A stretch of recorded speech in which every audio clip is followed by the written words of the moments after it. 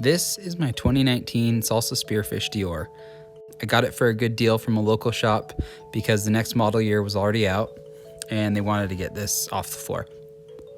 It ended up being around $1,700 with tax out the door, but in the process of buying this bike, I made around $300 and it all started with this bike. This is a 2014 Giant Talon 1. I bought it for $250 on the local classified and I sold it 2 days later for $475. That bike was never for me. I just saw it as a good deal and a chance to make some money. But I then bought a 2015 Salsa Horse Thief 2 for $800. I rode it for a few months, but it needed some major maintenance and the frame was a little on the small side, so I ended up selling it for what I paid for it. The next bike I bought was a framed Wolftrax carbon fat bike in a size small, so the same as my actual fat bike, but with lower end components. I bought it for $750 and sold it for $850 a few weeks later. The next two bikes I bought I actually kept for around 4 months each and put a lot of miles on them. One was a 2017 Trek Farley EX8. It's a full suspension fat bike. I paid around $1,500 for it and I loved this bike. It was a ton of fun, but I already had a fat bike and I couldn't justify keeping both. So after around 170 miles, I could tell the rear hub was having some issues. The front fork needed a more extensive rebuild.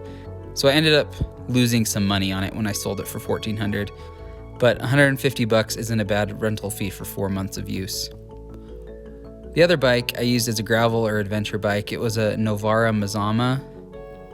I bought it for $500. It had a steel frame, drop bars, bar end shifters, and a mountain bike drivetrain. It also cleared 2-inch mountain bike tires, which meant I could take it basically anywhere. I put just under 200 miles on it before selling it at a small loss for $470.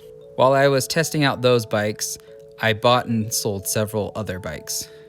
I picked up 2 Charge Cooker Maxi fat bikes for $400. These needed some adjustments to the shifters and brakes, but nothing major.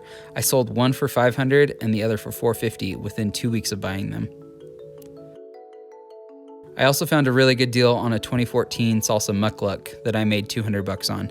The bike looked brand new, so I didn't even have to do anything except make sure it was shifting and braking well. I then found a 2015 Cannondale F29 that had some upgrades for $750. The seller also threw in a couple of extra parts he had around. I actually thought about keeping this one, and I rode it 50 or 60 miles before deciding to sell it, because I didn't love the way it handled. So I sold it for $800 and then later sold some of the parts that had been included for another $50.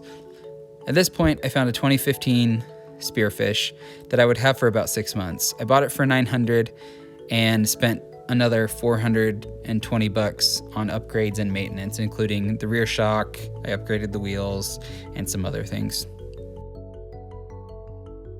I had a weird deal after this where I bought a Trek Farley 5, fully rigid, for $500. And pretty soon after, I traded it for a Scott Big John that I thought was more valuable. The guy was just looking for an extra large, which this Farley happened to be, and the Big John was a large.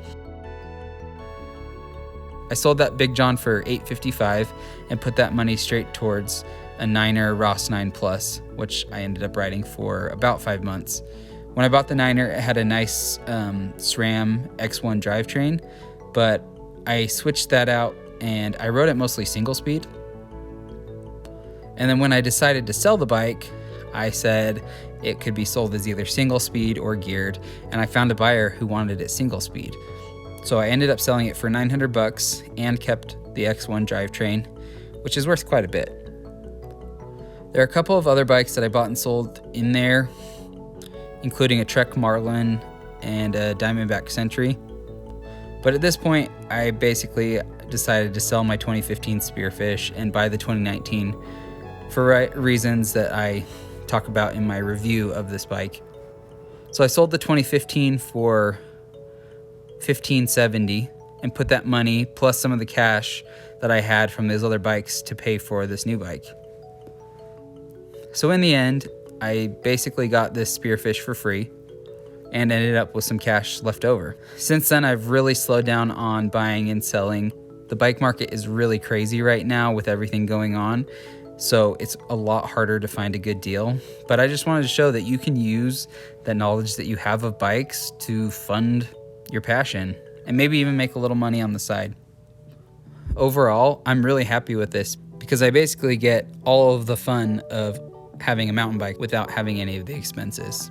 Thanks for listening in on this. If you're really interested and have more questions about how I found these good deals and things like that, leave a comment below. Make sure you subscribe. Check me out on Instagram at Ride Year Round, and I'll see you next time.